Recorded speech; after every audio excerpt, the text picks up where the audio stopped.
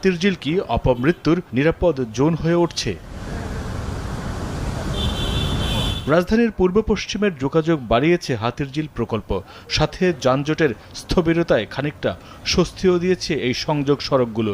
মাঝখানে লেক আর চারপাশে সবুজে ঘেরা সড়কে তীব্র গরমেও শীতল পরশ লাগে পথিকের গায়ে।